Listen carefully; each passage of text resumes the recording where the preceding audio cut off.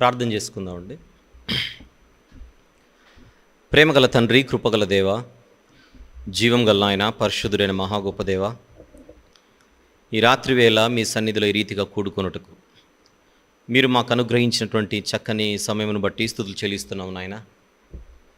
మా జీవితాలలో మేము అనుభవిస్తున్నటువంటి ప్రతి క్షణము కూడా కేవలము మీరు దానము చేయగా ఉచితంగా దానిని పొంది మేము అనుభవించి బ్రతుకుతున్నామని మీ వాక్యం ద్వారా మేము తెలుసుకున్నటకు మీరు మా విషయంలో చూపుతున్న కృపను బట్టి స్తుతులు చెల్లిస్తున్నాం ప్రభు. ఈ రాత్రి కూడా మీ మాటల చేత మా జీవితాలను మరింత గొప్పగా బలపరుచుకోవాలన్న ఉద్దేశంతో మీ మాటల కోసం ఎదురు చూస్తుండగా కృపగల శక్తిగల మీ హస్తములకు మా అసమర్థతను, మా అయోగ్యతను అప్పజెప్పుకొనుచు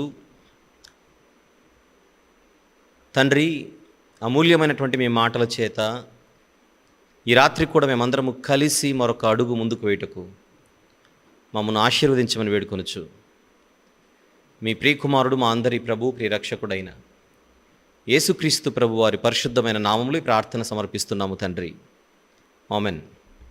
ప్రభునందు ప్రియులారా, ప్రభు పేరట పేరు పేరున ప్రతి ఒక్కరికి నా హృదయపూర్వక వందనములు తెలియజేస్తున్నాను.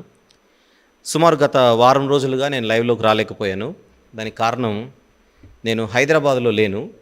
సుమారు ఒక 4-5 రోజుల పాటు ఒక ప్రత్యేకమైన దైవ కార్యక్రమం కోసం నేను ఆంధ్రాకు వెళ్ళడం జరిగింది. మరి అక్కడ నుంచి తిరిగి రావడం, మరికొన్ని దైవ కార్యక్రమాలలో నేను పాల్గొనవలసిన పరిస్థితి ఉండింది కనుక నేను లైవ్లోకి రాలేకపోయాను. దయచేసి మీకు తెలియజేయవలసిన బాధ్యత నాది కనుక తెలియజేస్తున్నాను, అర్థం చేసుకోండి. దేవుని మహాకృపను బట్టి మరొక్కసారి మీ మధ్యకి ఇలా ఆయుష్ కలిగి రావడం నాకు ఆనందాన్ని కలుగజేస్తోంది. ఈరోజు ఒక ప్రత్యేకమైన సందేశాన్ని మీ ముందు ఇవ్వడానికి నేను ఇష్టపడుతున్నాను. మనందరికీ సంబంధించిన అంశము కనుక జాగ్రత్తగా ఈ కొద్దిసేపు కొన్ని విషయాలు మనం ఆలోచిద్దాం. క్రైస్తవుడు మరణాన్ని ఎలా చూడాలి? అది ఈ రాత్రి నేను మాట్లాడుతున్నటువంటి అంశం. క్రైస్తవుడు మరణాన్ని ఎలా చూడాలి? ఇది ఖచ్చితంగా మనందరి జీవితాలకు అవసరమైంది. కారణం, లోకస్తులకు లేనిది దేవుని పిల్లలకు ఉన్నది ఒక అద్భుతమైనటువంటి వ్యత్యాసం. ఆ వ్యత్యాసము సాక్షాత్తు దేవుడు తన భక్తుని ద్వారా వ్రాయించినటువంటి విషయాన్ని నేను ప్రస్తావిస్తున్నాను. దాని పేరే నిరీక్షణ. లోకస్తులకు లేనిది దేవుని పిల్లలకు ఉండవలసినది నిరీక్షణ అన్న మాట మరలా ఇక్కడ నొక్కి చెబుతున్నాను. దీనిని అపోస్తలుడైన పౌలు గారు తెసలోనికైలకు పత్రిక వ్రాస్తూ ఆయన చెప్పిన ఒక చక్కని మాటను మనం ఈ సందర్భంగా గుర్తు తెచ్చుకుందాం. తెసలోనికైలకు వ్రాసిన మొదటి పత్రిక 4వ అధ్యాయము 13వ వచనంలో ఆయన మాట్లాడుతున్న మాటను ఒకసారి మనం చూద్దాం. తెసలోనికైలకు వ్రాసిన మొదటి పత్రిక 4వ అధ్యాయము 13వ వచనం. సహోదరులారా, నిరీక్షణ లేని ఇతరుల వలె, ఆ మాటను అండర్లైన్ చేద్దాం. నిరీక్షణ లేని ఇతరుల వలె మీరు దుఃఖపడకుండు నిమిత్తము నిద్రించుచున్న వారిని గూర్చి మీకు తెలియకుండుట మాకిష్టము లేదు. తెసలోనికైలు అన్న వీరు మాసిదోనియా ప్రాంతంలో ఉండేవారు. మొదటిసారి పౌలు భక్తుడు శీలను, తిమోతి అనేటువంటి, శీల గారు, తిమోతి గారు, వీరిద్దరిని తీసుకొని ఆ ప్రాంతానికి పరిచర్యకు వెళ్ళినప్పుడు చాలా వ్యతిరేకత అక్కడ పౌలు భక్తుడికి ఎదురైంది. అక్కడ నుండి ఆయన బెరయకు వెళ్ళడం, బెరయలో కూడా తెసలోనికలో నుంచి యూదులు వచ్చి ఆయనను తరిమివేయడం, ఇవన్నీ అక్కడే జరుగుతాయి. తెసలోనికైలు చాలా వ్యతిరేకించిన వారు సువార్తను. అలాంటి వారు దేవుని మహాకృపను బట్టి తర్వాత నెమ్మదిగా అందులో కొందరు ప్రభువులో నిలబడి, మొట్టమొదటి సువార్త విన్నప్పుడు నమ్మిన కొందరు, తర్వాత వారితో జత చేయబడిన వాళ్ళు ఎవరైతే ఉన్నారో ఒక చక్కని విశ్వాస జీవితంలో వారు కొనసాగుతున్న క్రమంలో కొన్ని వాస్తవాలు వారిని బలహీనపరిచాయి. ఆ కొన్ని వాస్తవాలలో ఒక వాస్తవమే మనిషి యొక్క మరణం. వారి మధ్య ఎవరైనా కన్ను మూసినప్పుడు వారు తమ దుఃఖాన్ని అమితంగా వ్యక్తం చేసే ఒక పరిస్థితిలో ఉన్నారు. ఆ విషయం పౌలు గారికి తెలిసి, ఎందుకనగా శీల గారు, తిమోతి గారు ఆ ప్రాంతాలలో, మాసిదోనియా ప్రాంతంలో పరిచర్య ముగించుకొని వారు తిరిగి అకయ ప్రాంతంలో ఉన్నటువంటి పౌలు గారి దగ్గరకు వచ్చి అక్కడున్న పరిస్థితులన్నిటినీ తెలియజేస్తారు. మాసిదోనియా ప్రాంతంలో ఒక ఫిలిప్పీ ప్రాంతం ఉంది, ఒక తెసలోనిక ప్రాంతం ఉంది, ఒక బెరయ ప్రాంతం ఉంది. తెసలోనిక ప్రాంతంలో ఉన్నటువంటి వారి పరిస్థితిని తెలియజేసిన తర్వాత ఈ ఇరువురు కూడా, శీల గారు, తిమోతి గారు, పౌలు గారు ఈ పత్రికను వ్రాయడానికి ఆయన నిర్ణయించుకున్నప్పుడు అక్కడున్నటువంటి సంఘ విశ్వాసుల ఆత్మీయ స్థితిని బట్టి కొన్ని విషయాలు అక్కడ మెన్షన్ చేయాల్సి వచ్చింది. అందులో ఒకటే, తెస్సలోనికలో ఉన్నటువంటి క్రైస్తవులు మరణాన్ని ఎలా చూస్తున్నారు. ఒక క్రైస్తవుడు అన్నవాడు మరణాన్ని ఎలా చూడాలి, ఎలా చూస్తే క్రైస్తవుడు అవుతాడు, ఎలా చూస్తే క్రైస్తవుడు అవ్వడు. ఈ విషయాలపై ఒక చక్కని క్లారిటీ ఆయన ఇవ్వదలుచుకొని 4వ అధ్యాయం 13వ వచనంలో ఆయన మాట్లాడుతున్నమాట, మీరు నిజంగా క్రైస్తవులైతే మీకు నిరీక్షణ అన్నది ఉన్నదో లేదో ప్రశ్నించుకోండి అని అడుగుతున్నాడు. అక్కడ నిరీక్షణ ఉన్న క్రైస్తవుల, నిరీక్షణ లేని క్రైస్తవుల అని అడుగుతున్నాడు. ఈ ప్రశ్న నేను మిమ్మల్ని అడుగుతున్నాను. మీరైనా నేనైనా మనందరం కూడా ఈరోజు నిరీక్షణ కలిగిన క్రైస్తవులమా, నిరీక్షణ లేని క్రైస్తవులమా? ఎలాంటి దేవుని పిల్లలం మనం? దయచేసి ప్రశ్నించుకోండి. నిరీక్షణ ఉంటే ఉన్న ప్రయోజనం ఏంటి, నిరీక్షణ లేకపోతే ఉండే నష్టం ఏంటి? దానికి చాలా సమాధానాలు ఉన్నాయి, కానీ ఒకటి ఇక్కడ నేను చెబుతున్నాను. ఒకవేళ కనుక మనకు భవిష్యత్తును గూర్చిన నిరీక్షణ లేకపోతే, చాలామందికి నిరీక్షణ లేదు, ఇతరులు అన్నాడు అక్కడ. అలా నిరీక్షణ లేని ఇతరుల వలె మీరు దుఃఖపడకుండు నిమిత్తము, ఆ మాట చూడండి అక్కడ. అనగా నిరీక్షణ ఉంటే దుఃఖం ఉండదు, నిరీక్షణ లేకపోతే దుఃఖము మనల్ని కృంగజేస్తుంది, ఆ దుఃఖం అన్నది మనల్ని జయిస్తుంది అన్నమాట కనబడుతుంది అక్కడ. సహజంగా మనం మానవ మాతృలం గనుక, రక్తమాంసములలో ఉన్నాము గనుక, మనం ప్రేమించే వారితో మనకు అనుబంధాలు ఉంటాయి గనుక, భౌతికంగా వారు దూరమైనప్పుడు సహజంగానే ఒక రకమైనటువంటి దుఃఖానికి మనం లోనవుతాం. అది నిజం, సత్యం. కానీ ఆ దుఃఖం అన్నది పొరపాటున కూడా మనలను దేవునికి దూరం చేయకూడదు. ఇది చాలా ముఖ్యం. మన కుటుంబంలో కానీ, మన బంధువుల్లో కానీ, మన స్నేహితుల్లో కానీ, మన పరిచయస్తుల్లో కానీ ఎవరైనా కన్ను మూస్తే దుఃఖపడడం అనేది సహజం. కానీ ఆ దుఃఖం అన్నది మనలను దేవునికి దూరము చేయకూడదు. ఒకవేళ దేవునికి దూరము చేసే దుఃఖమే మనదైతే ఆ దుఃఖం మనకు పాపమవుతుంది. దీనికి కొంచెం సీరియస్గానే ఆలోచించమని చెబుతున్నాను నేను. దుఃఖపడడం తప్పు కాదు, కానీ ఆ దుఃఖముతో మనము దేవునికి దూరం అవడం తప్పు అవుతుంది. పుట్టిన ప్రతి మనిషి ఏదో ఒకరోజు వెళ్ళిపోవాలి. పుట్టిన ఏ ఒక్కరూ కూడా కలకాలం భూమి మీద ఉండే పరిస్థితి లేదు. ఒకప్పుడు 1000 సంవత్సరాలు దగ్గర దేవుడిచ్చిన ఆయుష్ అది. తర్వాత 120 అన్నాడు నోవాహు గారి కాలంలో. మోషే గారు వచ్చేసరికి అధిక బలమున్న ఎడల 80 అంటున్నాడు అంతే. దావీదు గారికి వచ్చేసరికి ఆయన బెత్తెడంతా అని ప్రస్తావిస్తున్నాడు కీర్తనల గ్రంథంలో. కృత నిబంధనకు వచ్చేసరికి ఆవిరి వంటిది అని అంటున్నాడు. అది మనం అర్థం చేసుకోవాలి. జీవితాన్ని ఇచ్చినవాడు దేవుడు, జన్మనిచ్చినవాడు దేవుడు. ఈ బ్రతుకునివ్వడం కంటే ముందే దేవుడు ప్రతి మనిషికి ఆయుష్ కాలాన్ని నియమించి పంపాడు. నియమింపబడిన దినములు అని అంటున్నాం. ఆ నియమింపబడిన దినములు పూర్తయిన తర్వాత మనిషి వెళ్ళిపోవాలి. చెప్పాలంటే పౌలు గారు మాట్లాడుతున్నది ఇక్కడ, మీరు మరణం మరణం మరణం అనుకుంటే ఇబ్బంది, కానీ అది మరణం కాదు. ఆయన మాట్లాడుతున్న మాట అదొక నిద్ర. నిద్ర, డీప్ స్లీప్. క్రైస్తవుడు మరణాన్ని ఎలా చూడాలి? లోకం అనుకుంటోంది అది మరణం, అది ముగింపు అనుకుంటోంది మనిషికి. కానీ బైబిల్ చెబుతోంది అదొక నిద్ర. నిద్ర. అవును, నిద్రించిన వారు తిరిగి లేస్తారంటారా లేవరంటారా? మీరు ఆలోచించండి. నిద్రించిన వారు తిరిగి లేస్తారా లేవరా? నిద్రల్లో చాలా రకాలు ఉన్నాయని చాలా సందర్భాల్లో మీకు చెప్పాను.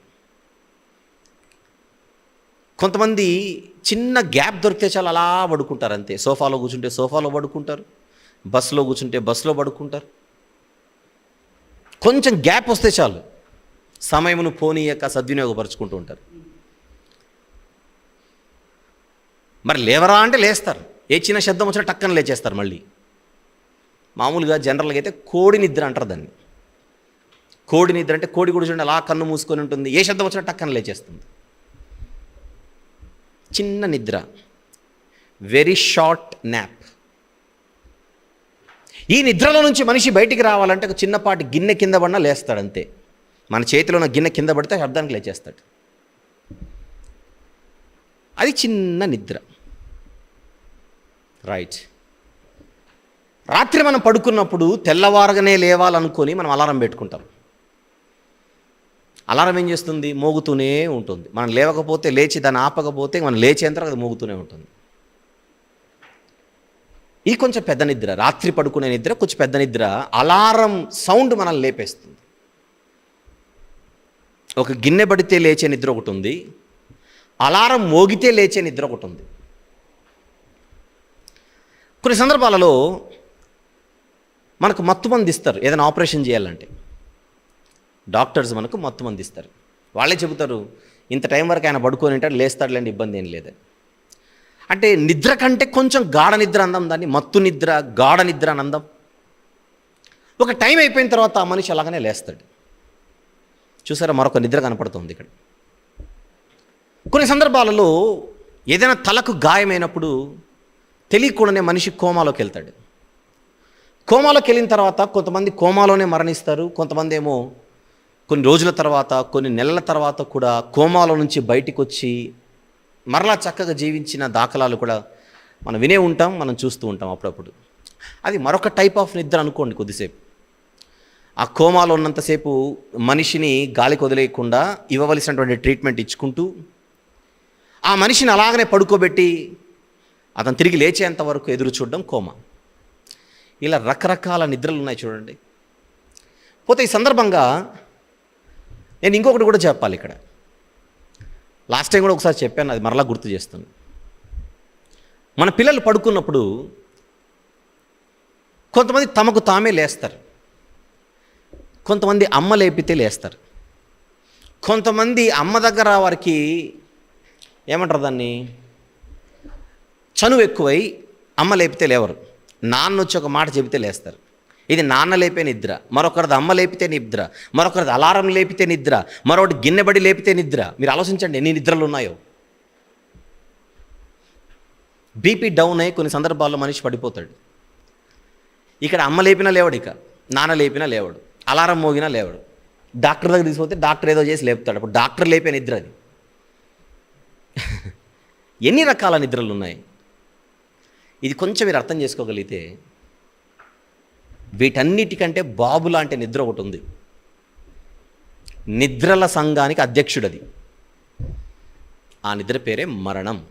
నిద్ర అన్నాడు బైబిల్లో, మరణం. మరణం అనే నిద్రలో ఉన్న మనిషి అమ్మ లేపితే లేవడు, నాన్న లేపితే లేవడు, డాక్టర్ గారు వచ్చి లేపినా లేవడు. ఆ నిద్రలో ఉన్నవాడిని ఎవరు లేపలేరు కూడా. ఆ నిద్రలో ఉన్నవాడిని లేపాలంటే ఒకే ఒకరు లేపాలి, ఆయనే ప్రభు అయిన యేసుక్రీస్తు వారు. గుర్తుపెట్టుకుందాం. ఒక మంచి వచనాన్ని దయచేసి మీరు బైబిల్ తెరిచి చూడండి. యోహాను సువార్త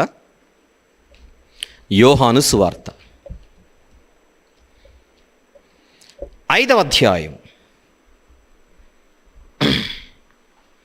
చూద్దాం. అద్భుతమైనటువంటి మాట ఇది. యోహాను సువార్త 5వ అధ్యాయం 28వ వచనాన్ని ఒకసారి చూద్దాం. 28వ వచనం. దీనికి ఆశ్చర్యపడకుడి, ఒక కాలము వచ్చుచున్నది, ఆ కాలమున సమాధులలో ఉన్న వారందరూ ఆయన శబ్దము విని అన్న మాట ఉంది చూడండి. అక్కడ ఎవరి శబ్దం విని? యేసుక్రీస్తు ప్రభు యొక్క శబ్దము విని మేలు చేసిన వారు జీవ పునరుత్థానమునకును, కీడు చేసిన వారు తీర్పు పునరుత్థానమునకు బయటికి వచ్చేదరు అన్న మాట ఉంది చూడండి. బయటికి వచ్చేదరు. ఎక్కడి నుంచి వస్తారు? సమాధులలో నుండి వస్తారు బయటికి. సమాధిలోనికి వెళ్ళింది ఎవరింతకు? మరణం అనే నిద్రలో ఉన్నవారు. మరణం అనే నిద్రలో ఉన్నవారు సమాధులలో నుండి తిరిగి బయటకు వచ్చే ఒక రోజు ఉంది.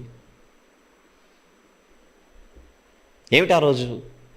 ఆయన శబ్దము వినపడే రోజు. ఆయన శబ్దము వినపడే రోజు. అది జరుగుతుంది అని నమ్మిన వారు నిరీక్షణ కలిగిన వారు. నిరీక్షణ కలిగిన వారు. ఇది ఆల్రెడీ ఒక వ్యవస్థ. ఇది ఇట్ ఈస్ ఎ సిస్టమ్. భూమి మీదికి రావడం, జన్మ పుట్టుకన్న ద్వారా, పుట్టుకన్న పేరు మీద భూమి మీదకి రావడం వ్యవస్థలో ఒక భాగం, సిస్టమ్. దాన్ని అంగీకరించామే మనం. పెరగడం వ్యవస్థలో ఒక భాగం. మనిషి జీవితం అనే వ్యవస్థలో అదొక భాగం. ఆ పెరిగే క్రమాన్ని జీర్ణించుకున్నాం కదా మనం. అలా పెరుగుతూ మన శరీరంలో వచ్చే మార్పులు ఎన్నో కనబడుతున్నాయి. ఆ మార్పులన్నిటిని మనం అంగీకరిస్తున్నాం కదా. అలాగే ఈ లోకాన్ని విడిచిపెట్టి వెళ్ళిపోవడం అన్నది కూడా వ్యవస్థలో ఒక భాగం. దానికి మనం ముందే ప్రిపేర్ అయి ఉండాలి. Because it is a system. ఆ సిస్టంలో బ్రతుకుతున్న మనం ఆ వ్యవస్థను మనం అంగీకరించగలిగిన వారమై ఉండాలి.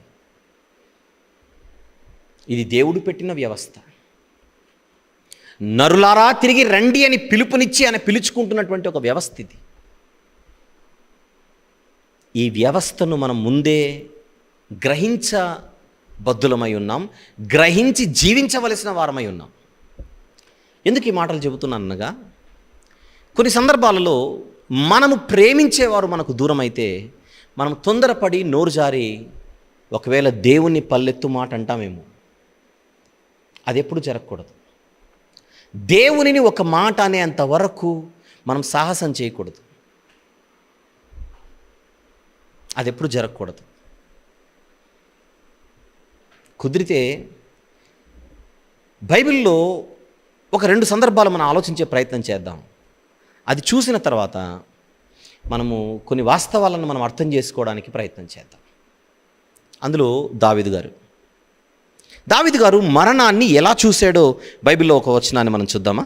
బైబిల్లో ఒక వచనాన్ని మనం చూద్దాం. రాజుల మొదటి గ్రంథం, దయచేసి రాజుల మొదటి గ్రంథం 2వ అధ్యాయము తీద్దాం ఒకసారి. రాజుల మొదటి గ్రంథము 2వ అధ్యాయం మొదటి వచనము నుండి జాగ్రత్తగా కొన్ని విషయాలు మనం చూద్దాం.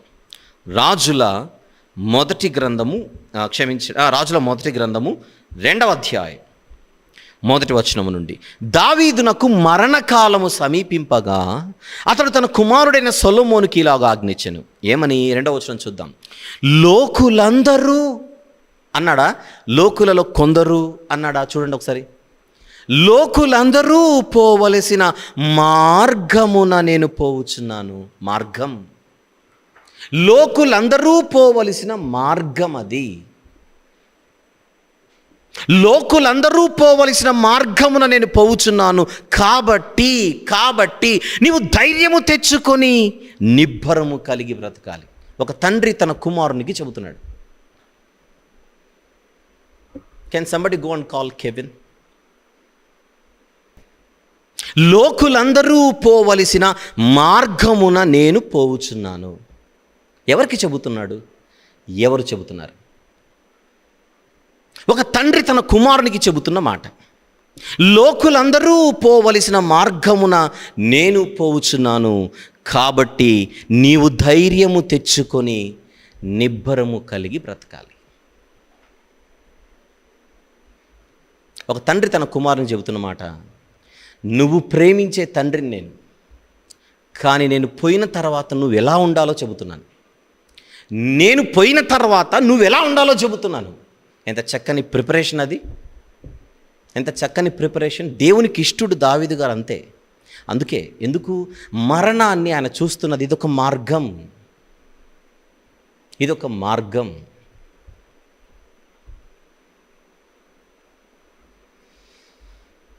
క్రైస్తవ తండ్రులందరూ కూడా మీ పిల్లలకు అలా చెప్పగలరా?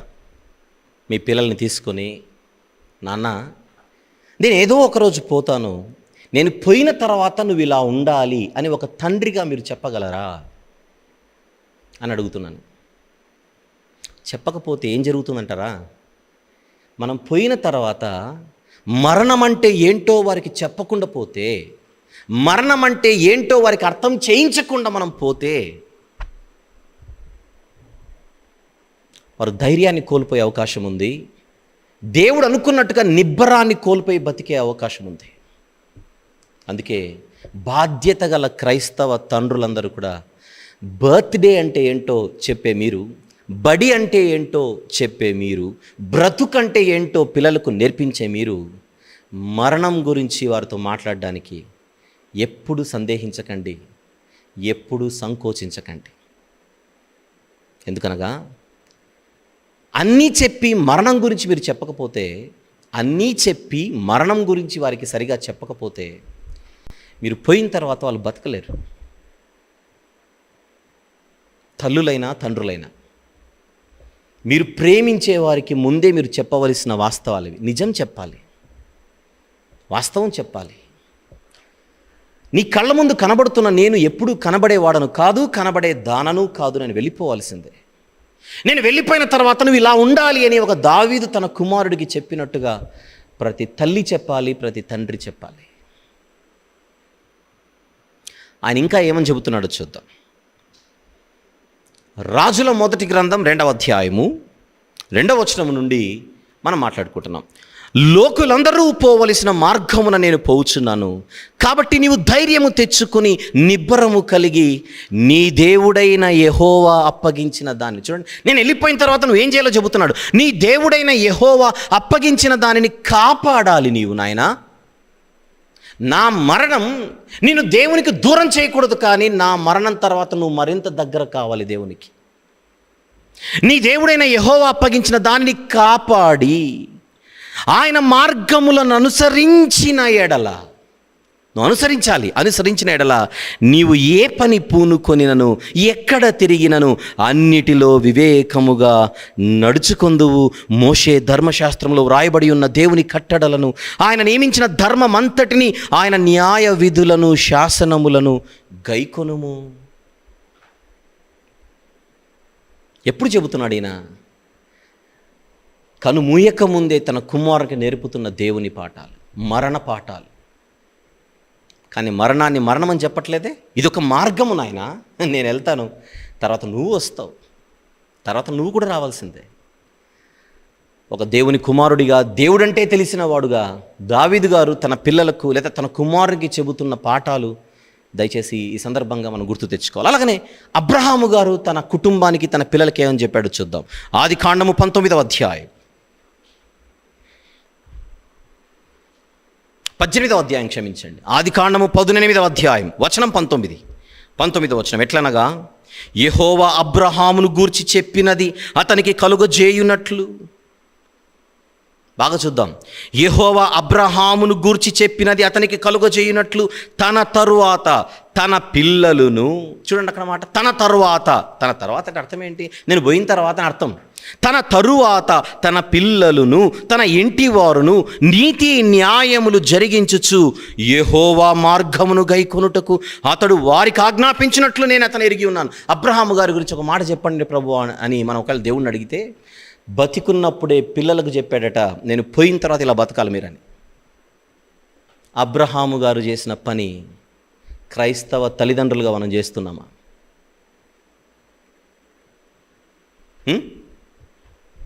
దావీదు గారు చేసిన పని క్రైస్తవ తల్లిదండ్రులుగా మన పిల్లలకు మరణపాఠాలు నేర్పిస్తున్నాం. అదొక మార్గం అని, అదొక నిద్ర అని మనం చెప్పగలుగుతున్నాం. ఆలోచించండి.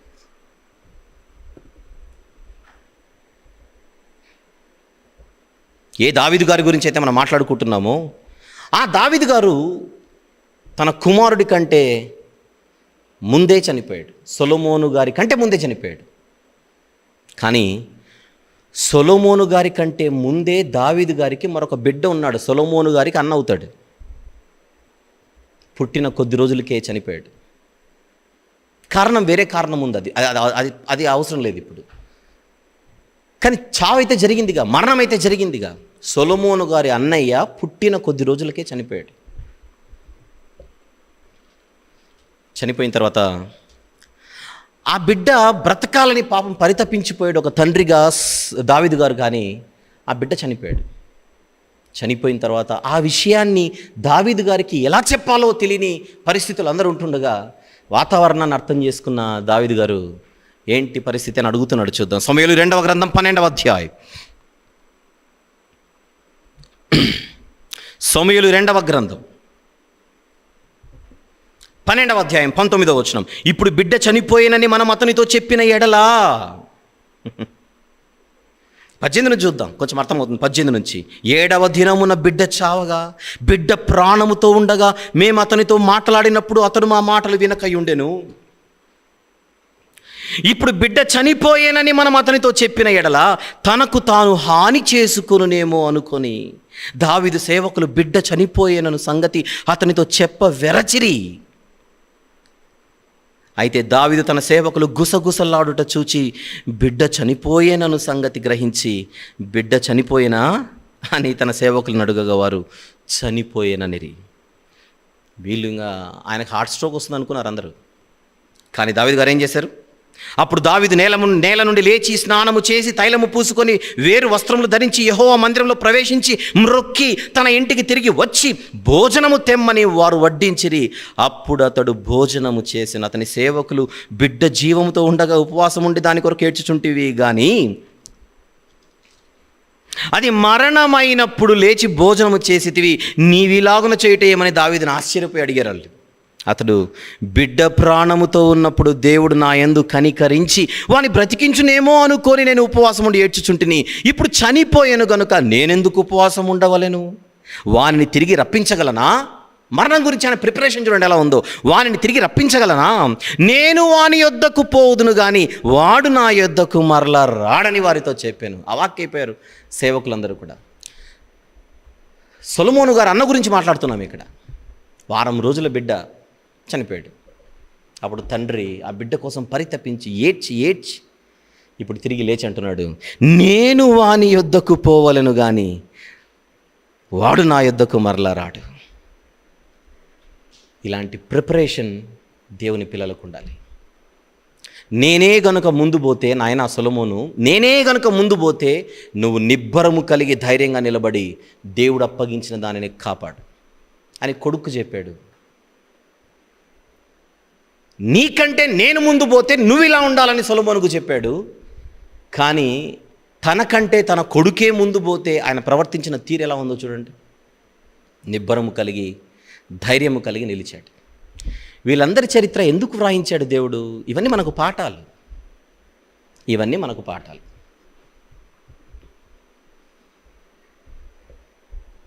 జన్మనిచ్చిన దేవునితో ఎందుకు ఇచ్చావని ఎప్పుడు అడగట్లేదు మనం. బ్రతుకునిచ్చిన దేవుని చూసి ఎందుకు ఇచ్చావని అడగట్లేదు మనం. ఏవైనా దేవుడు మనకిచ్చినప్పుడు ఎందుకు ఇచ్చావు నువ్వు అని మనం గొడవ పడట్లేదు దేవునితో. ఇచ్చినవి ఒకవేళ దేవుడు తీసుకుంటే మనం దేవునితో గొడవకు దిగకూడదు.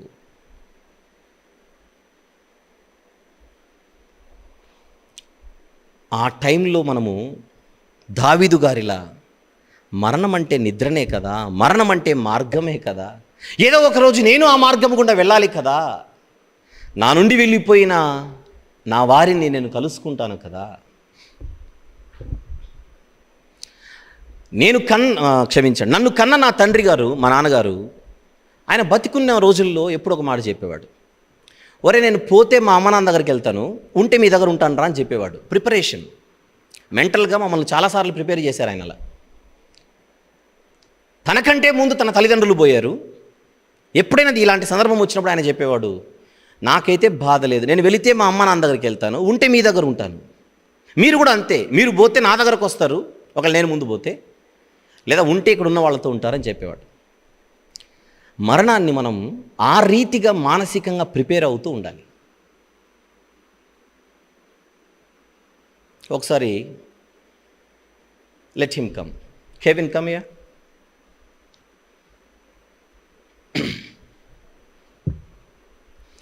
ఇప్పుడు నా కొడుకు వచ్చాడు ఇక్కడికి. మామూలుగా ఇది నేను ఇంట్లో వాళ్ళకి చెప్తూ ఉంటాను, ఇప్పుడు మీ ఎదురుగా నేను చెబుతున్నాను, అంటే కొంతమంది తండ్రులకు అర్థం కావాలని. So this is my son, what I'm sharing with you now is, death is inevitable, right? Death is inevitable. At any time death will come. What I'm trying to tell you is, I may die before you or you may die before me, right? But where should we go ultimately? We'll go to paradise. And we have to go to paradise, right? Yeah. What should we do if we want to go to paradise? We have to be in God and we have to know Him and be with Him, like spending time with Him, praying, preaching the gospel of God. And singing songs. That's good. Do you think it is right to cry if somebody dies in our family?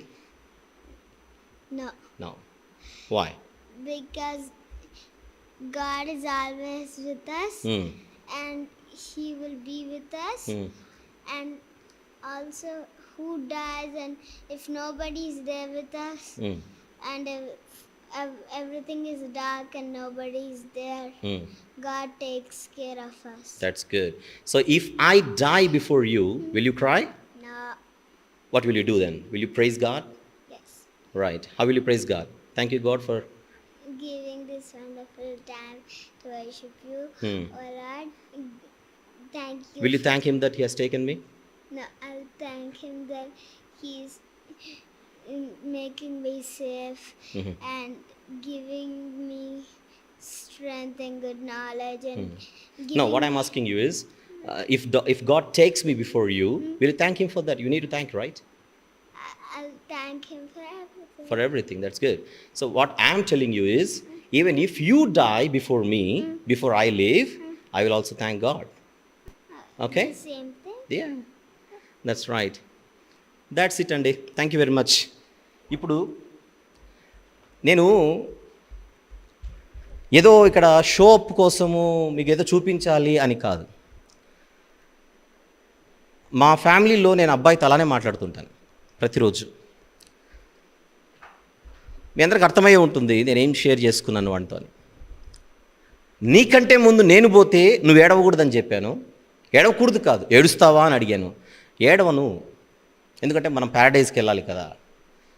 ఒకవేళ నువ్వే కనుక నాకంటే ముందు పోతే నేను కూడా ఏడవనని చెప్పాను అడిగి. నేను కూడా ఏమి ఏడవను, వెళ్ళొచ్చు, వాడు నాకంటే ముందు పోవచ్చు. నేను బతికినంత కాలం వాడు బతికి ఉండాలి, బతికి ఉంటాడన్న గ్యారెంటీ ఎక్కడుంది? తనకు 2 సంవత్సరాలప్పుడు, ఇప్పుడు నేను ఎత్తుకున్న బిడ్డ తనకు 2 సంవత్సరాలప్పుడు నేను ఒక మెసేజ్ మాట్లాడాను, బర్త్డే మెసేజ్ అని ఒకటి మాట్లాడాను. అది లింక్ ఉంటే ఒకసారి షేర్ చేయి. దాంట్లో వాడికి 2 ఏళ్ళప్పుడు ఇలాగనే ఎత్తుకొని మాట్లాడాను. అది వినండి. ఇప్పుడేదో కొత్తగా మాట్లాడుతున్న సబ్జెక్ట్ కాదు ఇది. వాడికి ఎలాంటి చావు రావాలో ఆ రోజు నేను కోరుకున్నాను. 2 సంవత్సరాల నా బిడ్డను ఎత్తుకొని పుట్టినరోజున తనకి ఎలాంటి చావు రావాలో నేను కోరుకున్నాను పబ్లిక్గా. ఎందుకు చెబుతున్నాను ఇది? మరణానికి భయపడేవాడు క్రైస్తవుడు ఎలా అవుతాడు? మరణం గురించి ఒక సమస్యగా చూసేవాడు క్రైస్తవుడు ఎలా అవుతాడు? మరణం అంటే ఒక ద్వారమని, మరణం అంటే ఒక నిద్రని, మన రారాజు వచ్చి తిరిగి లేపుతాడని మనం చూసినప్పుడే మనం నిజమైన క్రైస్తవులం అవుతాం. లాజరు గారు చనిపోయారు. యేసుక్రీస్తు ప్రభు వారు ప్రయోగిస్తున్న మాట ఏంటో చూద్దాం ఒకసారి. యోహాను సువార్త 11వ అధ్యాయం. యోహాను సువార్త 11వ అధ్యాయం. ఈ వాక్యం చెబుతుండగా తనను పిలిచి మాట్లాడాలనిపించి అందుకే పిలిపించాను బాబుని. యోహాను సువార్త 11వ అధ్యాయం. వచనము కూడా 11. ఒకసారి చూద్దాం. వచనం కూడా 11. ఆయన ఈ మాటలు చెప్పిన తర్వాత, మన స్నేహితుడైన లాజరు నిద్రించుచున్నాడు, పాపం కన్ను మూశాడు, మరణించాడు, చచ్చిపోయాడు అన్న మాటలే అందరూ మాట్లాడుకుంటున్నారు. కానీ యేసుక్రీస్తు ప్రభు మాట్లాడుతున్న మాట, నిద్రించుచున్నాడు, అతని మేలుకొలుప వెళ్ళుచున్నానని వారితో చెప్పాను. ఆ నిద్ర వేరు. ఆయన వస్తేనే లేవాలి. ఆయన పిలుపుతోనే లాజరు లేవగలడు. ఆయన సోదరీమణులు మార్త గారు ఉన్నారు, మరియా గారు ఉన్నారు. మార్త వెళ్ళి తమ్ముడు లేనన్న అంటే లేవడు. మార్త లేపినా లేవడు, మరియ లేపినా లేవడు. ఆ బేతనీయ ప్రాంతంలో ఏ పెద్ద మనిషి వచ్చి లేపినా లేవడు. ప్రభువే రావాలి, ఆయనే పిలవాలి, అప్పుడే లేవాలి. అంత శక్తి ఆయన పిలుపులో ఉంది. ప్రియులారా, మరణాన్ని ఎలా చూస్తున్నాం మనం? ఎలా చూస్తున్నాం మరణం? నేను 100 సార్లు చెప్పాను ఈ మధ్యకాలంలో. ఇది 2020. 2050కి వాక్యం చెప్పే నేనుంటానో ఉండనో గ్యారెంటీ లేదు, వాక్యం వినే మీరుంటారో ఉండరో గ్యారెంటీ లేదు. అంతే. సగ జీవితం పైన మనం క్లోజ్ చేసేసుకున్నాం ఇప్పటికే.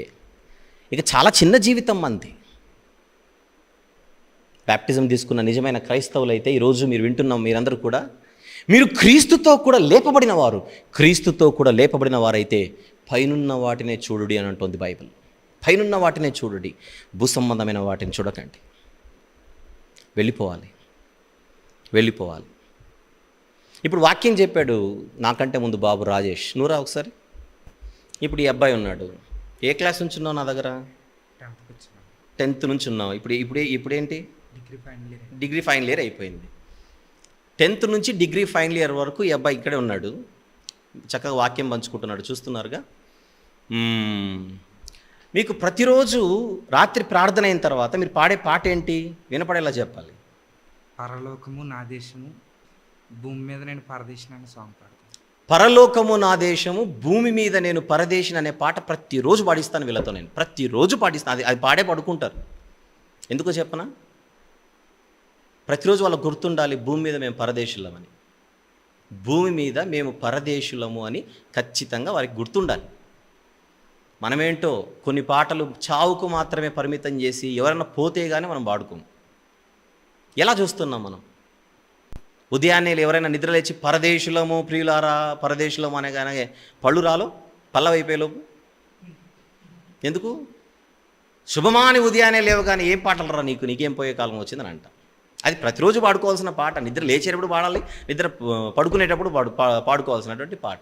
మనమేంటో అకేషనల్గా వాటిని ఎవరైనా పోతే కానీ ఆ పాటలు గుర్తుకురావు. ఇవి ప్రతిరోజు పాడుకోవాలి. ఇప్పుడు నా కొడుకు చెప్పిన విషయమే ఈ అబ్బాయితో నేను మాట్లాడుతున్నాను. నాకు కూడా ఆత్మీయ కుమారుడు. ఇప్పుడు నేను చనిపోతే మీరు ఏడవకూడదు, రైటా? నువ్వు చనిపోయినా నేను ఏడవను. ఎందుకు చెప్పనా? మనం ఎప్పుడు కూడా అలానే మాట్లాడుకోవాలి.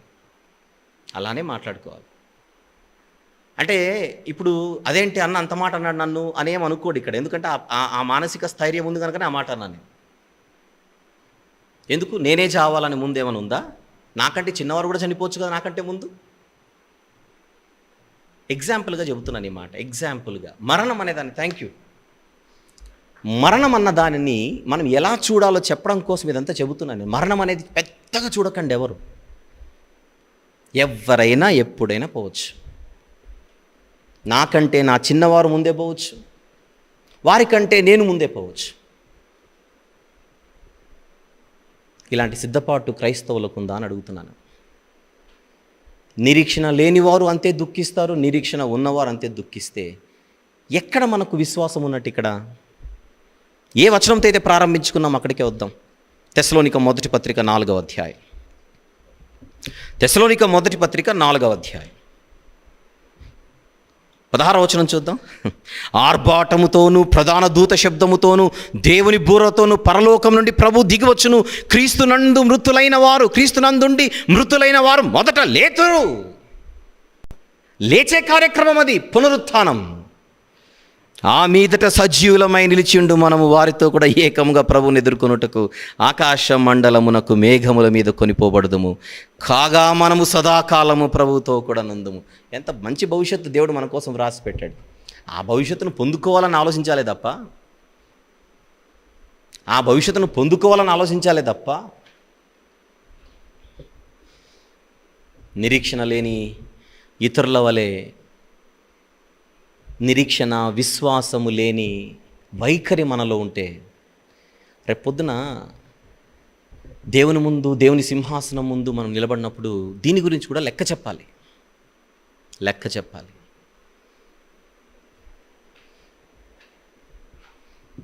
నా కన్న తండ్రి చనిపోయినప్పుడు సమాధి కార్యక్రమం చేసి మేము ఇంటికి వచ్చి చేసింది ఏంటో చెప్పమంటారా? సమాధి కార్యక్రమం చేసి మేము ఇంటికి వచ్చి చేసింది ఏమిటో చెప్పమంటారా? ఇంటిల్లాదలు కూర్చొని మోకరిల్లి దేవునికి స్తోత్రం చెప్పాం. చాలా సందర్భాల్లో చెప్పాను. నాకు ఒక 2 తమ్ముళ్ళు 2 చెల్లెళ్ళు. నా తర్వాత శాంసన్ పీరియడ్స్. మా ఇద్దరు తర్వాత 3 పిల్లలు, చాలా చిన్న పిల్లలు, లేట్ బార్న్స్.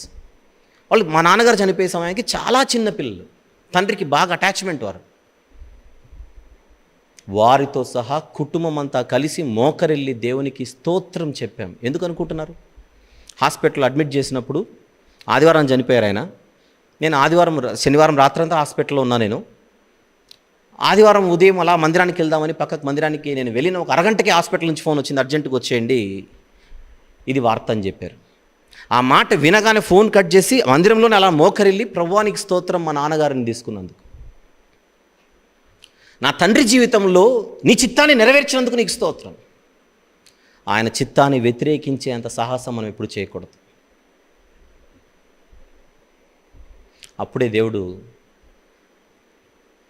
ఆ టైంలోనే దేవుడు మనల్ని ఇంకా దగ్గర తీసుకునే అవకాశం ఉంటుంది. దావీదు గారు ప్రవర్తించిన తీరదే. క్రైస్తవుడు మరణాన్ని నిద్రగా చూడాలి, లోకులందరూ పోవలసిన మార్గంగా చూడాలి. ఈ వాక్యం వింటున్న మీలో మరణాన్ని బట్టి భయపడే వాళ్ళు ఉంటే, మరణాన్ని బట్టి కృంగిపోయేవారు ఉంటే, ఆ మరణం అంటే ఎంత చిన్నదో, ఆ మరణం అంటే ఎలాంటిదో అర్థం చేసుకోవడానికి, అర్థం చేయించడానికి మాత్రమే 2 పిల్లల్ని ముందుకు పిలిచానే కానీ మీ ముందేదో ఇక్కడ బిల్డప్ ఇవ్వడానికి కానీ, ఏదో పర్ఫార్మెన్స్ ఇవ్వడానికి కానీ, డెమో ఇవ్వడానికి కాదు. దయచేసి అపార్థం చేసుకోకండి. బలహీనపడకూడదు ఎవరు కూడా. ఇక బైబిల్లో మనం హ్యాట్స్ ఆఫ్ అని లేచి నమస్కారం పెట్టాల్సిన ఒక తల్లిగారు ఉన్నారు. ఖచ్చితంగా ఆవిడ గురించి మాట్లాడాలి. ఇప్పుడు ఆవిడ కనపడితే లేచి నమస్కారం పెట్టాల్సిందే. ఎందుకు అనంటే, ఆవిడకు బిడ్డ పుట్టి చాలా కొద్ది కాలమే అయింది. ఈ ఒక తల్లి గురించి మాట్లాడుతున్నా. ఆవిడకు బిడ్డ పుట్టి చాలా కొద్ది కాలమే అయింది. కనీసం పట్టుమని 3 నెలలు కూడా కాలేదు. 3 నెలలు కూడా కాలేదు ఆ బిడ్డను ప్రసవించి ఆవిడ ఆ బిడ్డను తీసుకొని మందిరానికి వెళ్ళింది. ఆ బిడ్డను తీసుకొని మందిరానికి వెళ్ళగానే అక్కడ ఒక పెద్ద మనిషి ఆ బిడ్డను తీసుకొని, ఆ బిడ్డను చూసి, ఆ బిడ్డను తనకిచ్చినటువంటి ఆ తల్లిని చూసి అంటున్నాడు, నువ్వు బతికున్నప్పుడే ఈ బిడ్డ చావు చూస్తావమ్మా అని చెప్పాడు. నువ్వు బతికున్నప్పుడే ఈ బిడ్డ చావు నువ్వు చూస్తావు తల్లి అని చెప్పాడు ప్రవక్త. మీరు ఆలోచించండి, ఏ తల్లి అయినా కూడా ఈ మాట విన్న తర్వాత బతుకుతుందో చెప్పండి. శుభమాని మొట్టమొదటిసారి బిడ్డ పుట్టిన తర్వాత మందిరానికి ఆ పసిబిడ్డను తీసుకొని వస్తే, అక్కడ ఉన్నటువంటి ఒక దైవజనుడు ఆ బిడ్డను తీసుకొని ఆశీర్వదించకపోగా, ప్రవక్త కనుక ఆ బిడ్డ భవిష్యత్తు చెబుతున్నాడు ఆ తల్లికి. ఏమని? నువ్వు బతికున్నప్పుడే ఈ బిడ్డ చావు చూస్తావని. మాట్లాడకుండా బిడ్డను తీసుకొని ఆవిడ అలాగనే బతికింది ఆ బిడ్డ గురించి. ఎవరనుకుంటున్నారు? ఆవిడ మరియమ్మ తల్లి. అదేంటి నువ్వు చెబుతున్నవి ఏవైనా మాకు బైబిల్ ఎప్పుడు కనపడలేదు అనుకుంటున్నారా? చూద్దాం ఒకసారి. లూకాసు వార్త 2వ అధ్యాయం లూకాసు వార్త 2వ అధ్యాయం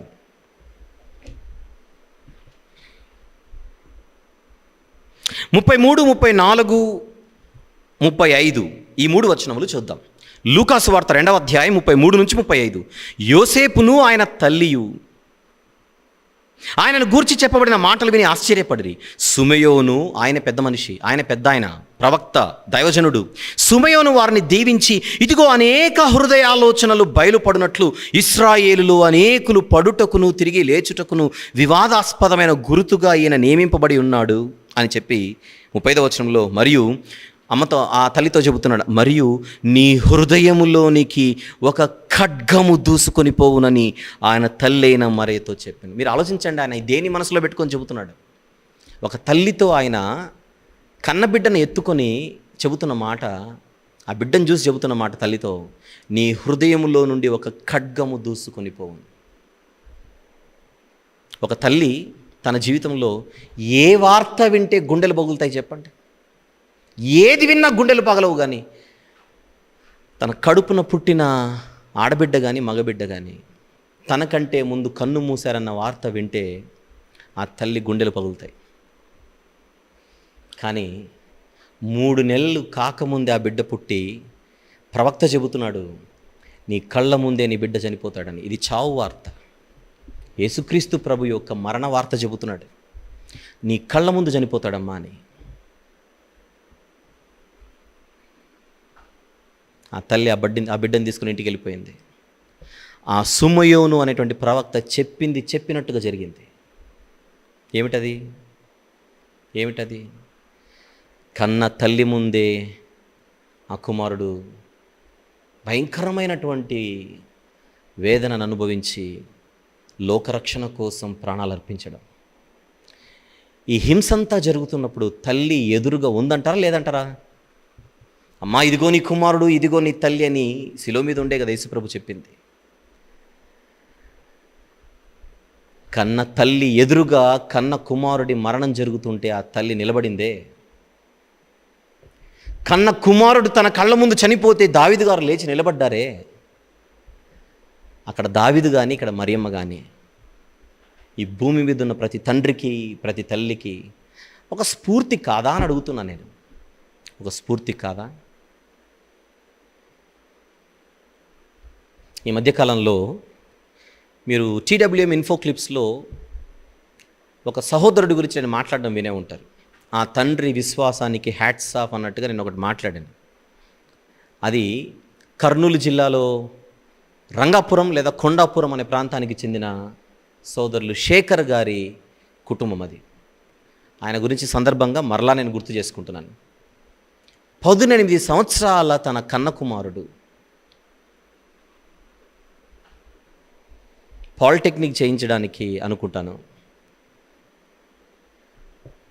చదువు కోసం ఒక ప్రాంతానికి పంపితే ఆ ప్రాంతంలో తిన్న ఆహారం వలన, ఆహార పదార్థాల వలన తనకు బ్లడ్ క్యాన్సర్ అటాక్ అయ్యి, ఆ క్యాన్సర్ అటాక్ అయిన 1 లేదా 1.5 సంవత్సరంలోగా ఆ చిన్న కుమారుడు, ఒక కుమారుడు నిద్రించాడు.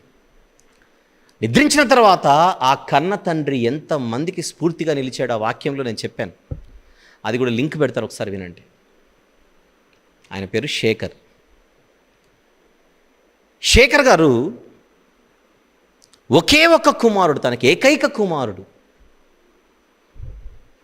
ఆ బిడ్డ కన్ను మూసేంత వరకు ఆ బిడ్డను ఎలా ప్రిపేర్ చేశాడో వీలైతే ఒకసారి తన యొక్క అనుభవాన్ని పంచుకోమని ఇంతకుముందు నేను రిక్వెస్ట్ చేశాను.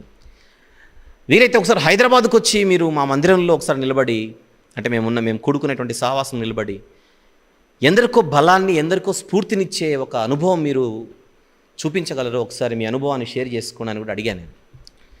తప్పకుండా వస్తానన్నా అని ఆయన చెప్పారు. తర్వాత ఈ లాక్డౌన్ వచ్చేసింది, అంతా క్లోజ్ అయిపోయింది. ఖచ్చితంగా ఆయన చేత నేను ఒకసారి మాట్లాడిస్తాను. ప్రత్యక్షంగా హాస్పిటల్లో ఆ కొడుకు గురించి, ఆ కన్న కుమారుడి బెడ్ మీద ఉండగా చెవి దగ్గరికి వెళ్ళి ఎంత దేవుని మాటలు దావీదు గారు సొలొమోను గారికి చెప్పినట్టుగా ఎన్ని గొప్ప మాటలు ఆ బిడ్డకు చెప్పాడు. అది వినండి ఒకసారి. ఒక క్రైస్తవ తండ్రి ఎలా ఉండాలో మరణం విషయంలో ఆ రోజు దావీదు గారే కాదు, ఈరోజు ఇక్కడ శేఖర్ గారిని కూడా చూడండి ఒకసారి. అలాగే నా ఆత్మీయ సహోదరి షీబా గారు, పురుషోత్తం అన్న నా ఆత్మీయ తమ్ముడు ఒక 2 సంవత్సరాల క్రిందట రోడ్ యాక్సిడెంట్లో చనిపోయిన సంగతి మీ అందరికీ తెలుసు. అప్పుడు నేను రాసిన పాటే కదిలే ఆకారమా నిలిచే నిర్మాణం అని. కుదిరితే ఈ పాట నేను మాట్లాడిన తర్వాత ఆ పాట వేయండి, వీడియో సాంగ్ వేయండి. అందులో పురుషోత్తమ ఫొటోస్ కూడా మీకు వస్తాయి తెలియని వారి కోసం.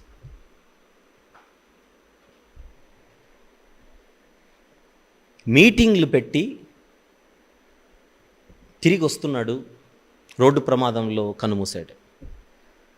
కన్ను మూసిన తర్వాత ఆ పార్థివ దేహం, మృతదేహం ఎదురుగుండగా సోదరి షీబా గారు కానీ, అలాగనే పురుషోత్తం గారి తోబుట్టువులు కానీ, కన్న తల్లి కానీ, వీళ్ళెవరు కూడా పల్లెత్తు మాట దేవుని అనకుండా సంఘస్థులు వెళ్ళి వారిని ఆదరించడానికి వెళ్ళినప్పుడు వారు అన్నమాట, ఎవరైనా వెళ్ళిపోవాల్సిందే కదా, మా ఆయన కూడా వెళ్ళిపోయాడు, కానీ మేము కూడా వాక్యంలో చక్కగా ఎదిగి ఆత్మీయ జీవితంలో మేము కూడా ఏదో ఒక రోజు దేవుని దగ్గరికి వెళ్ళాలన్నా మా కోసం ప్రార్థన చేయండి అని ఇంటి ఇల్లాదులు అడిగితే వారి విశ్వాసాన్ని చూసి మనం ఏమనుకోవాలి? చాలా చిన్న వయసు కదా, పురుషోత్తంది చాలా చిన్న వయసు, షీబా గారిది చాలా చిన్న వయసు, వారిద్దరికి ఉన్నటువంటి పిల్లలు చాలా చిన్న పిల్లలు.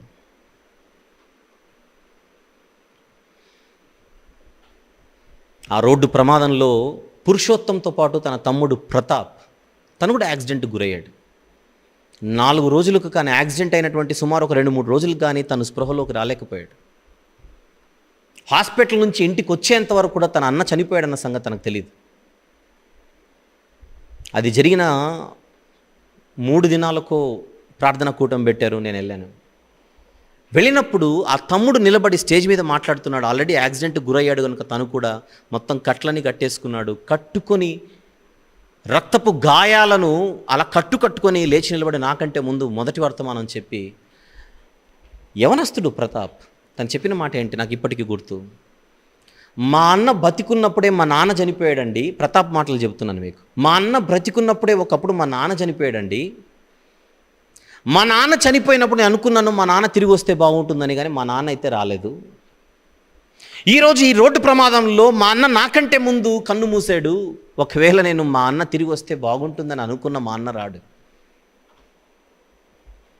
వాక్యపు వాతావరణంలో ఉన్నాం కనుక మాకు తెలిసిన నిజం, మాకంటే ముందు వెళ్ళిపోయిన మా తండ్రి తిరిగి రాడు, మాకంటే ముందు వెళ్ళిపోయిన మా అన్నయ్య తిరిగి రాడు, కానీ మేమే తిరిగి వాళ్ళ యొద్దకు వెళ్ళిపోవాలి ఏదో ఒకరోజు. దావీదు గారు అన్న మాట తమ్ముడు ప్రతాప్ నోట నేను విన్నాను. చాలామంది కూడా అలా మాట్లాడుతుంటారు, మంచిదే. బలహీనంగా ఉండి కృంగిపోయే వారి కోసం ఈ మాటలు చెబుతున్నా. క్రైస్తవుడు మరణాన్ని ఎలా చూడాలి? మనం వెళ్ళిపోవాలి, తిరిగి ఏదో ఒక రోజు మనం వెళ్ళిపోవాలి. వెళ్ళిపోయిన వాళ్ళు తిరిగి రావాలని కోరుకోవడం కాదు, మనమే వారి చెంతకు చేరాలి. మరి కలిసి ఉన్నప్పుడు మనందరం కలిసి ఉన్నాం కనుక పోయిన తర్వాత కూడా మనం కలిసే ఉండాలి అని అనుకుంటే కుటుంబం అంతా దేవునిలో ఉంటే, కన్ను మూసిన తర్వాత కూడా మనం అందరం ఒకటే చోటు ఉంటాం.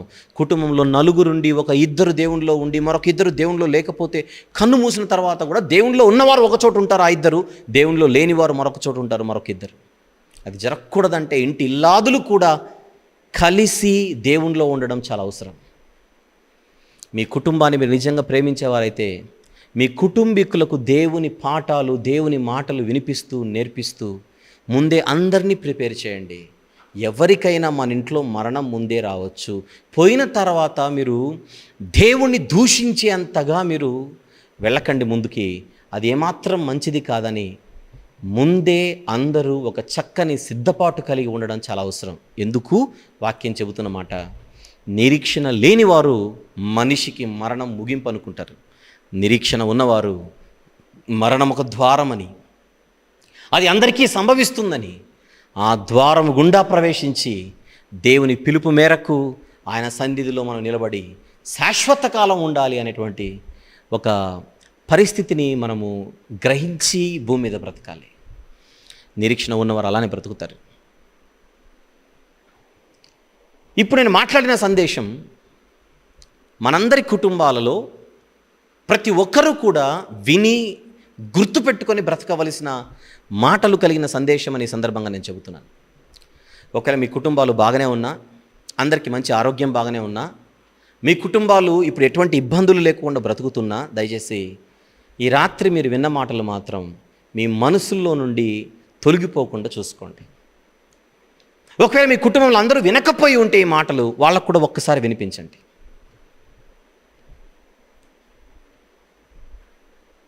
ప్రతి సంవత్సరం పుట్టిన దినం కోసం మనం సిద్ధపడతాం. ఫలానా నెలలో ఫలానా రోజున నా పుట్టిన దినం.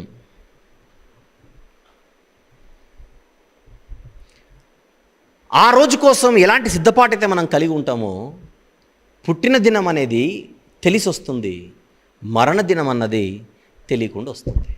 రావడం అయితే ఖాయం. దానికోసం మనం ముందే సిద్ధపడి ఉండడం అన్నది జ్ఞానవంతుల లక్షణం. ఎవరికైనా ఏ క్షణమైనా ఆ ఆఖరి క్షణం రాక తప్పదు. ఆ ఆఖరి శ్వాస మనం విడిచే రోజు రాకుండా మనదు. ఎప్పుడొస్తుంది అని అడుగుతారా? ఆ ప్రశ్నకు సమాధానమే, ఇది చెప్పలేనిది, చెప్పిరానిది. ఆలోచించండి. యేసుక్రీస్తు ప్రభు మనకు స్ఫూర్తి. వచ్చాడు. ప్రాణం పెట్టాడు. తిరిగి లేచాడు. లేచి మనకేం చూపించాడు? ఇంతేనాయన మరణం అని చెప్పాడు. అంతే. మరణ భయమును తొలగించినవాడు. అపోస్తలుల కార్యములలో ఎథెన్సు పట్టణస్థులకు పౌలు గారు వాక్యం చెబుతూ మరణం గురించి ఏమని చెప్పాడో చూద్దాం. 17వ అధ్యాయం 31వ వచనం. అపోస్తలుల కార్యములు 17వ అధ్యాయం 31వ వచనం. ఎందుకనగా తాను నియమించిన మనుషుని చేత నీతిని అనుసరించి భూలోకమునకు తీర్పు తీర్చబోయేడు ఒక దినమును నిర్ణయించున్నాడు. మృతులలో నుండి ఆయనను లేపినందున దీనిని నమ్ముటకు అందరికీ ఆధారము కలుగజేసి ఉన్నాడు. మరణించి ఎవరు తిరిగి లేవకపోతే మనం భయపడాలి. యేసుక్రీస్తు ప్రభువారు మరణించి తిరిగి లేచాడు కదా, అదే కదా మనకు ఆధారం. ఆయన లేచాడు అనంటే ఖచ్చితంగా వరుస క్రమంలో మనము కూడా ఆయనతో పాటు ఆయన లేచినట్టుగా వరుస క్రమంలో మన వంతు చొప్పున తిరిగి లేస్తాం. హెబ్రీ పత్రిక 2వ అధ్యాయం 14-15 వచనములు. కాబట్టి ఆ పిల్లలు రక్త మాంసములు గలవారైనందున ఆ ప్రకారమే మరణం యొక్క బలము గల వానిని, అనగా అపవాదిని మరణము ద్వారా నశింపచేయుటకు జీవితకాలమంతయు మరణ భయము చేత, చూడండి ఇక్కడ, జీవితకాలమంతయు మరణ భయము చేత దాస్యమునకు లోబడిన వారిని విడిపించుటకు ఆయన కూడా రక్త మాంసములలో పాలివాడు. బతికినంత కాలం అమ్మో చావు, అమ్మో మరణం అని భయపడుతుంటే జీవితకాలం అంతా మరణ భయము చేత దాసత్వంలో బ్రతుకుతున్న వారిని విడిపించుటకే ఆయన లోకానికి వచ్చి మరణాన్ని కౌగలించుకొని తిరిగి లేచి నేను లేచినట్టుగానే మీరందరూ లేస్తారని చెప్పాడు. కొరింథీ మొదటి పత్రిక 15వ అధ్యాయం, కొరింథీయులకు రాసిన మొదటి పత్రిక 15వ అధ్యాయం 20 నుంచి చూద్దాం. ఇప్పుడైతే నిద్రించిన వారిలో, మరణం అన్న పదం పెద్దగా వాడట్లేదు ఇక్కడ, నిద్ర. ఇప్పుడైతే నిద్రించిన వారిలో ప్రథమ ఫలముగా క్రీస్తు మృతులలో నుండి లేపబడి ఉన్నాడు. మొదటివాడుగా ఆయన లేచి ఉన్నాడు. ఫస్ట్ ఫ్రూట్ అనుకోండి, ప్రథమ ఫలం. మనుషుని ద్వారా మరణం వచ్చిన కనుక మనుషుని ద్వారానే మృతుల పునరుత్థానమును కలిగాను. ఆదామునందు అందరూ ఎలాగూ మృతి పొందుచున్నారో అలాగుననే క్రీస్తునందు అందరూ బ్రతికింపబడుదురు. ప్రతివాడును తన వరుసలోనే బ్రతికింపబడును. ప్రథమ ఫలము క్రీస్తు, తర్వాత క్రీస్తు వచ్చినప్పుడు ఆయన వారు బ్రతికింపబడుదురు. ఇది భవిష్యత్, బైబిల్ ఇచ్చిన భవిష్యత్. ఆదాము గారు ముందు పుట్టాడు, హేబేలు గారు తర్వాత పుట్టాడు. కానీ ఆదాము గారి కంటే ముందు హేబేలు గారే ముందు కన్నుమూసాడే. నేను అదే చెప్పేది. తండ్రి ముందు పుడితే తండ్రే ముందు పోవాలని రూల్ లేదు. కుమారుడైనా ముందు పోవచ్చు. లేదు, దావీదు గారు ముందు పుట్టాడు, సొలొమోను గారు తర్వాత పుట్టాడు. దావీదు గారు ముందు పోయాడు, సొలొమోను గారు తర్వాత పోయాడు. అది కూడా జరగచ్చు. ఏది జరిగినా క్రైస్తవులు స్థిరులై నిలబడాలి.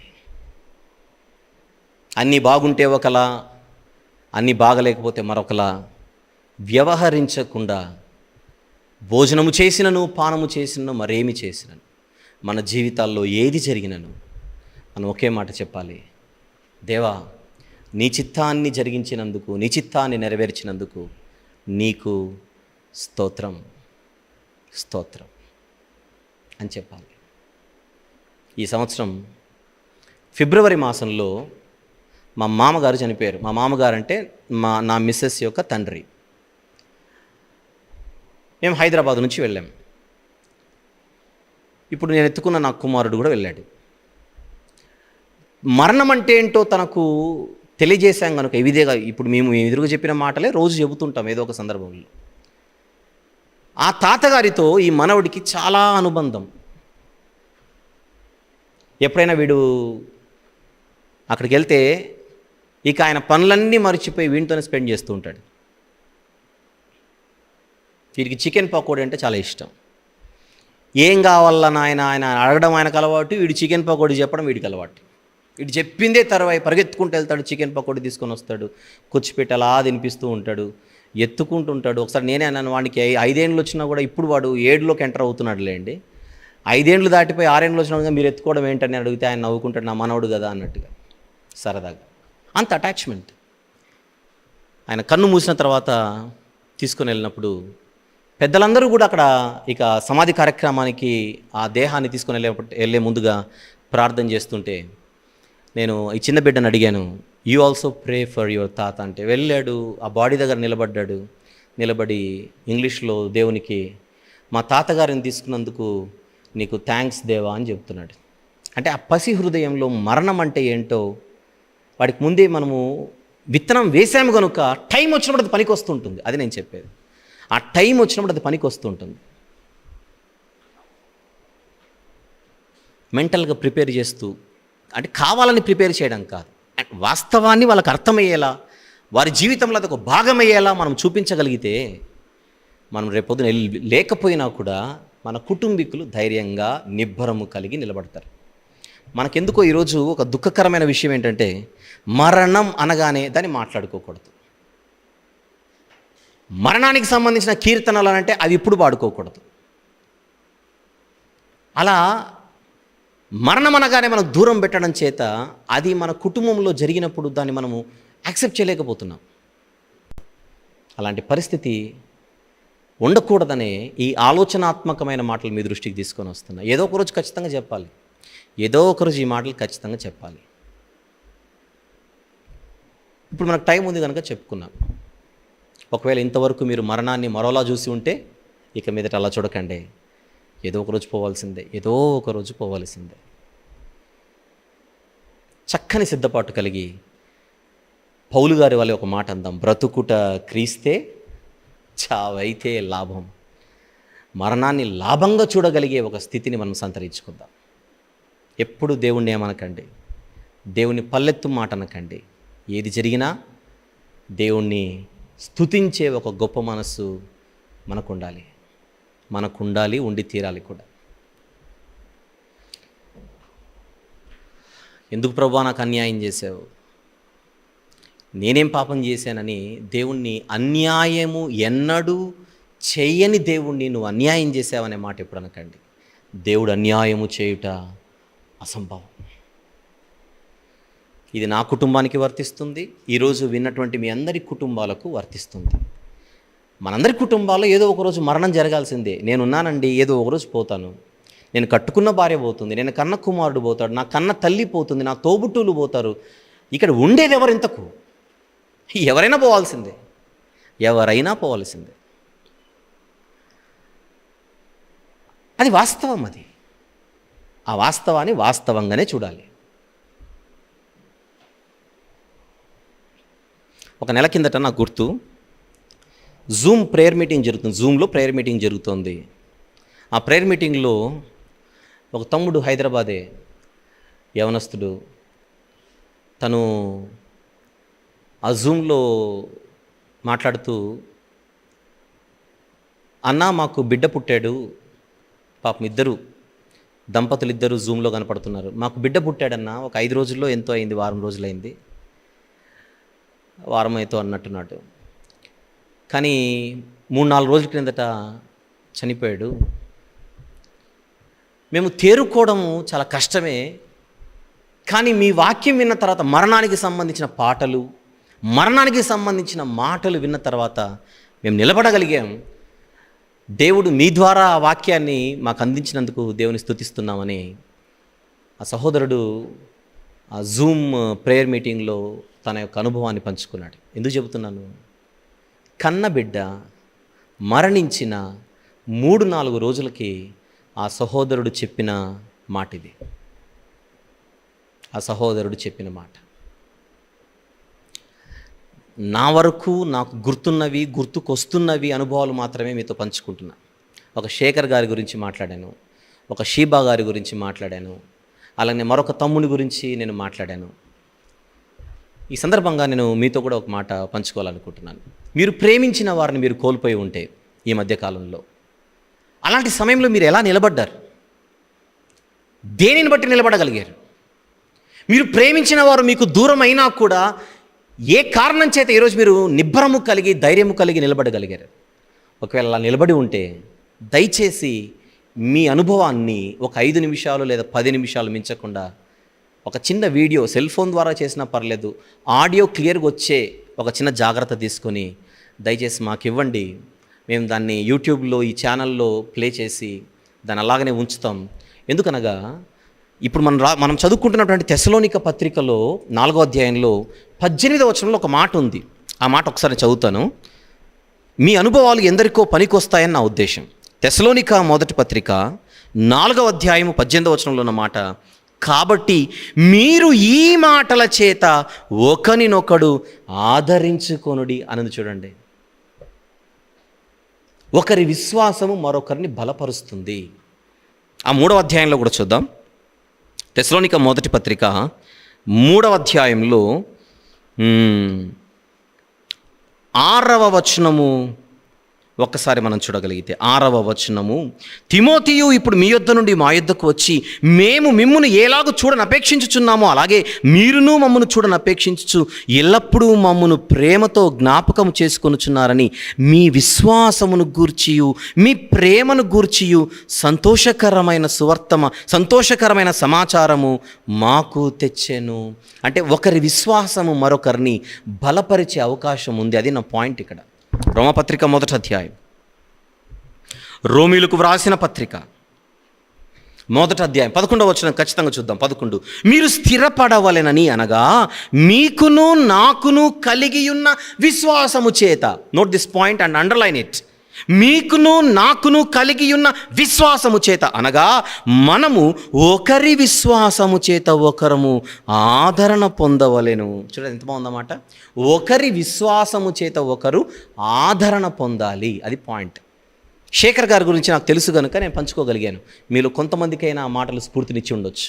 షీబా గారి గురించి తెలుసు కనుక నేను, అలాగనే పురుషోత్తం గారి కుటుంబం గురించి, ప్రతాప్ గురించి తెలుసు కనుక 2 మాటలు మీతో పంచుకోగలిగాను. ఒకవేళ ఆ మాటలు మీలో కొంతమందికి ధైర్యాన్ని పుట్టించిండొచ్చు. అవి నేను కట్టుకథలు కాదు, జరిగినవే చెప్పాను. అలాగే మరొక తమ్ముని గురించి నేను పంచుకోవడం జరిగింది.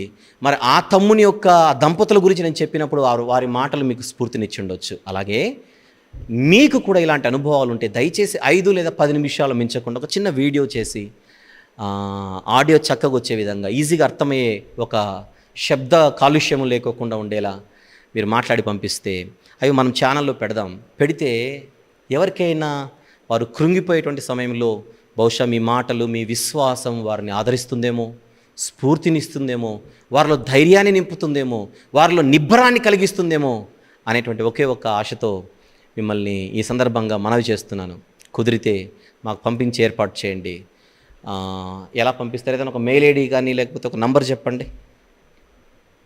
నేను చెబుతున్న నంబర్కి, లేదా మీకు అడ్మిన్ గారి నంబర్ ఉంటుంది అక్కడ, అడ్మిన్ గారి నంబర్కి ఎలా పంపాలో అడగండి.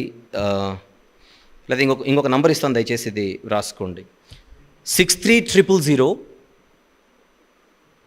4337 6300 4337 ఈ నంబర్కి మీరు మీ అనుభవాన్ని షేర్ చేసుకోండి. ఒకవేళ మీరు కాల్ చేయాలనుకుంటే ఈ నంబర్కి కాల్ చేసి ఎలా పంపాలో అడగండి. వీలైతే వాళ్ళు మెయిల్ ఇవ్వడమో మిమ్మల్ని గైడ్ చేయడమో చేస్తారు. ఖచ్చితంగా మీ అనుభవాన్ని పంచుకోండి. మనం 10 మందిలో మన విశ్వాసం చేత 10 మందికి బలాన్ని ఇవ్వడం మన బాధ్యత, ధైర్యాన్ని ఇవ్వడం మన బాధ్యత, ఆదరించడం మన బాధ్యత. ఇది నిజమైన క్రైస్తవ జీవితానికి ఒక చక్కని నిదర్శనం.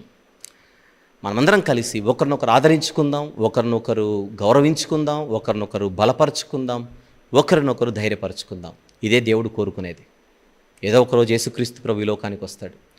ఆయన వచ్చే సమయానికి మనం భూమి మీద ఉండొచ్చు, ఆయన రాకముందే మనం వెళ్ళిపోయి ఉండొచ్చు. వెళ్ళిపోయినా మనం ఆయన చెంతనే ఉండాలి, వెళ్ళిపోకపోయినా ఆయనతోనే కలకాలం ఉండాలి. ఇదే ఒక ఆలోచనతో మనం ముందుకెళ్దాం. క్రైస్తవుడు మరణాన్ని ఎలా చూడాలి అనేటువంటి ఈ చిన్న అంశాన్ని మీ అందరి వినికిడిలో ఈ కొద్దిసేపు నేను మాట్లాడాను. ఇవి మీలో ఆలోచనలు పుట్టించి ఉంటే దేవునికి స్తోత్రం. మార్చుకోవలసినటువంటి మనస్తత్వాన్ని ఒకవేళ మీరు మార్చుకుంటే దానికి కూడా దేవునికి స్తోత్రం. ఆయనకే మహిమ. ఈ మాటలు ప్రతి ఒక్కరి హృదయాల్లో గొప్పగా ఫలింపజేయాలని మనస్ఫూర్తిగా నేను కోరుచున్నాను. ఏదో చెప్పాలని ఈ మాటలు నేను చెప్పలేదు ఈ రాత్రి, ఏదో ఒక అంశాన్ని మాట్లాడాలని మాట్లాడలేదు, కానీ జీవితానికి సంబంధించిన వాస్తవాలను ప్రతి ఒక్కరు కూడా గ్రహించి బ్రతికితే అది ఖచ్చితంగా మనకు మేలు చేకూరుస్తుందనే ఉద్దేశంతో మాత్రమే దీన్ని చెప్పడం జరిగింది. ఆలోచించండి, కుదిరితే ఆచరణలో పెట్టవలసిన సంగతులు ఏమైనా ఉంటే ఈ వాక్యంలో ఆచరించడానికి ప్రయత్నం చేయండి. దేవుడి మాటలు మనందరినీ బలపరిచే విధంగా ఆశీర్వదించును గాక. చిన్న ప్రార్థన చేసుకుందాం. ప్రేమగల తండ్రి, కృపగల దేవ, జీవము గల నాయన, పరిశుద్ధుడైన మహాగొప్ప దేవ, ఈ కొద్దిసేపు మీ మాటలు ఈ రీతిగా మాట్లాడుకోగలిగాం.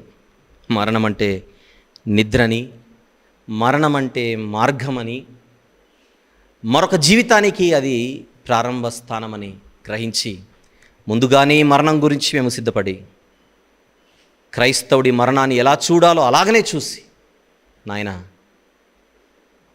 నిరీక్షణ లేని ఇతరుల వల్లే మేము ప్రవర్తించకుండా నిరీక్షణ కలిగిన జీవితాలను మేము కలిగి సుఖ దుఃఖాలలో మిమ్మల్ని స్తుతిస్తూ మహిమపరుస్తూ ఘనపరుస్తూ జీవించే ఒక చక్కని వైఖరిని, విధానాన్ని, మనసును మాకు అనుగ్రహించండి తండ్రి.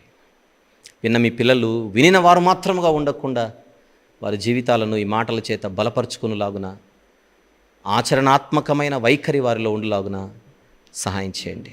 మా అందరి కుటుంబాలకు ఇది అవసరం, మా అందరి జీవితాలకు ఈ మాటలు అవసరం. విని పెట్టువారుగా మేము ఉండకుండా ఈ మాటలను పాటించేవారుగా ఉండేలాగున సహాయం చేయమని, సేవ నిమిత్తము కొన్ని ఆత్మీయ కార్యక్రమాల కోసం కొన్ని దినాలుగా ఆంధ్ర ప్రాంతానికి వెళ్ళిన నన్ను తిరిగి మీ పిల్లల మధ్యకు క్షేమంగా తీసుకొని వచ్చి మీ సన్నిధిలో నిలబెట్టినందుకు స్తుతులు చెల్లిస్తూ,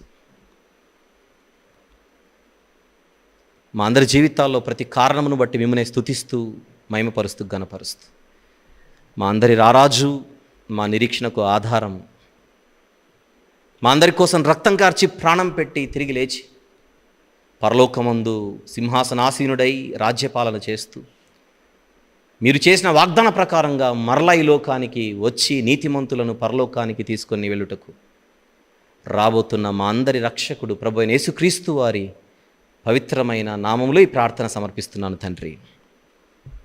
ఆమెన్. తండ్రి, కుమార, పరిశుద్ధ ఆత్మల ప్రేమ, కృపా, సహవాసములు ఈ రీతిగా ఆయన సన్నిధిలో గడుపుతున్న మనందరితోనూ, సర్వలోక పరిశుద్ధులందరితోనూ సదాకాలము తోడై ఉండి అత్యున్నతంగా నడిపించునుగాక. ఆమెన్. ఆమెన్.